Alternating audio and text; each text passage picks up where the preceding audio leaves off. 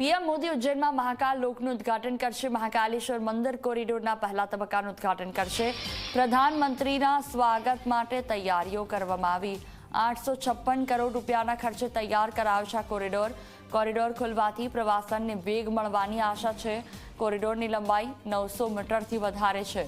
108 બલુઆ પથ્થરમાંથી તૈયાર કરાયા છે સ્તંભ। ટોચ ત્રિશુલની ડિઝાઇન અને ભગવાન શિવની મુદ્રા છે। શિવપુરાણની કહાનીઓને દર્શાવતા 53 પ્રબુદ્ધ ભીત ચિત્ર પણ બનાવવામાં આવ્યા। મહાકાલના દરબારમાં પ્રધાનમંત્રીનો મિનિટ ટુ મિનિટનો કાર્યક્રમ સાંજે 4:30 કલાકે ઇન્દોર એરપોર્ટ તેઓ પહોંચશે।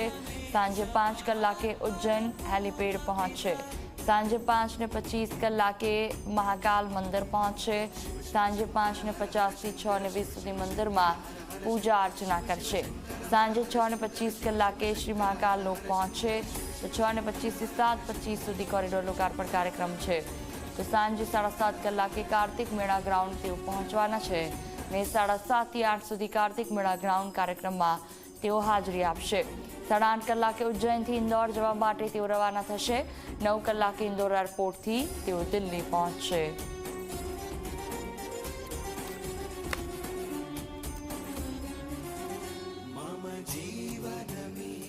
856 કરોડ રૂપિયાના ખર્ચે આ કોરિડોર તૈયાર કરવામાં આવ્યો। કોરિડોર ખુલવાથી પ્રવાસનને વેગ મળશે। મહાકાલના દરબારમાં જે પ્રધાનમંત્રી નરેન્દ્ર મોદી સવારે 11 કલાકે જામકંડોળામાં જનસભાને સંબોધિત કરશે અને બપોર બાદ તેઓ અહીં પહોંચશે। તેમના સ્વાગત માટેની તૈયારી પણ કરવામાં આવી છે।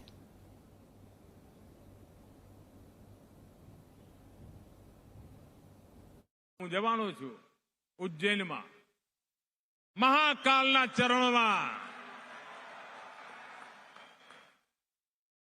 એક અદ્ભુત તમે ક્યારેય ન કલ્પના કરી એવું મોટો ઉજ્જૈનનો નજારો જોવા મળશે ભાઈઓ।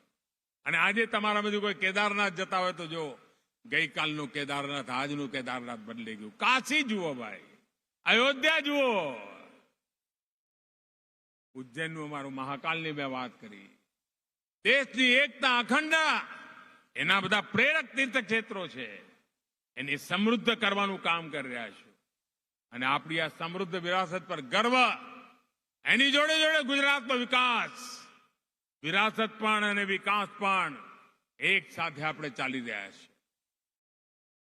इस वक्त हम उज्जैन में महाकाल कॉरिडोर में मौजूद हैं, जिसे अब महाकाल लोक के नाम से जाना जाएगा। हमारे साथ बातचीत करने के लिए यहाँ के सांसद अनिल जी मौजूद हैं। अनिल जी, क्या तैयारियां हैं आप लोगों की और क्या विशेषताएं हैं इस कॉरिडोर की?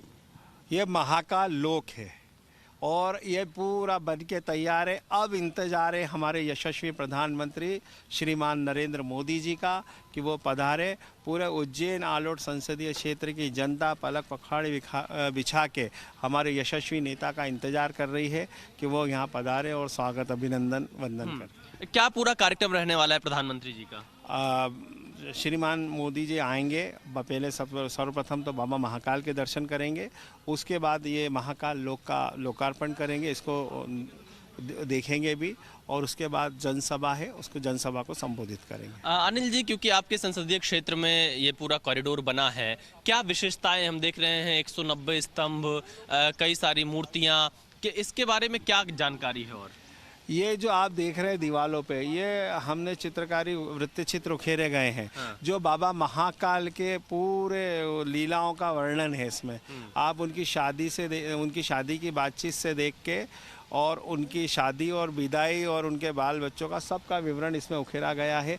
ये 108 स्तंभ है जिसमें तांडव नृत्य करते हुए आपको तांडव भी 2 प्रकार के होते हैं, एक गुस्से वाला तांडव और एक आनंदमय। तो ये आनंदमय तांडव नृत्य करते हुए हमने बाबा महाकाल को यहाँ पे दर्शाया गया है।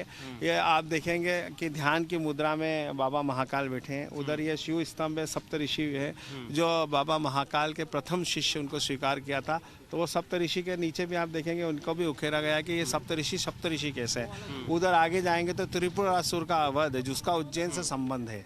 ब्रह्मा विष्णु महेश यहाँ एकत्रित होकर और उन्होंने में मंथन करके और उस तरफ इस शुरू सरोवर के पास क्या डेवलप किया गया, क्या है ये सरोवर का नाम? रुद्र सागर है। ये सप्त सरोवर में बहुत पवित्र सागर माना गया है।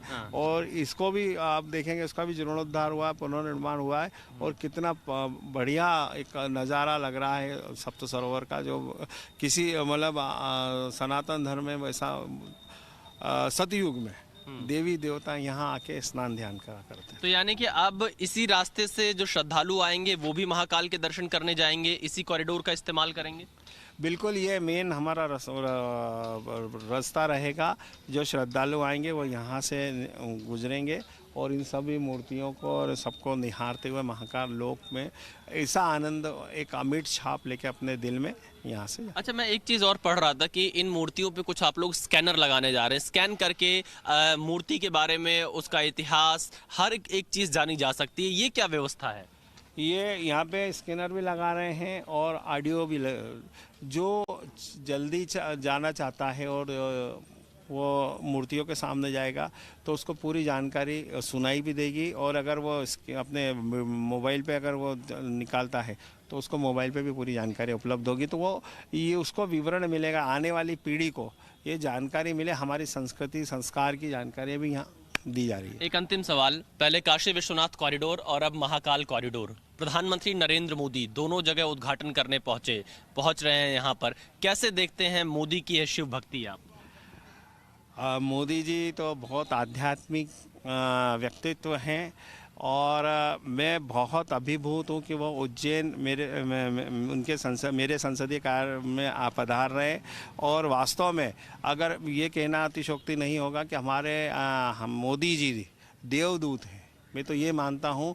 क्योंकि वास्तव में काशी विश्वनाथ हो, चाहे सोमनाथ हो, केदारनाथ, बद्रीनाथ या ज्वाला माता और अयोध्या, उसके बाद बाबा महाकाल लोक, तो ये भगवान महाकाल की ही कृपा है उनके ऊपर। तो वास्तव में मैं बहुत अभिभूत, और मैं तो ये भी मानता हूँ कि मेरे कोई 7 जन्मों का पुण्य प्रताप होगा मेरे पितरों का और मेरा, कि बाबा महाकाल ने मुझे यहाँ का प्रतिनिधि बना के, अपना गण बना के लोकसभा में भेजा। और मेरे नेता माननीय मोदी जी हैं, जिनके कार्यकाल में इतना भारत देश का इतना विकास हो रहा है, स्वर्णीय विकास हो रहा है। तो वास्तव में मैं बहुत अपने आप को भाग्यशाली मानता हूँ और भगवान महाकाल की कृपा मानता हूँ कि ऐसे नेता के नेतृत्व में मुझे कार्य करने का अवसर प्राप्त हुआ। धन्यवाद। धन्यवाद।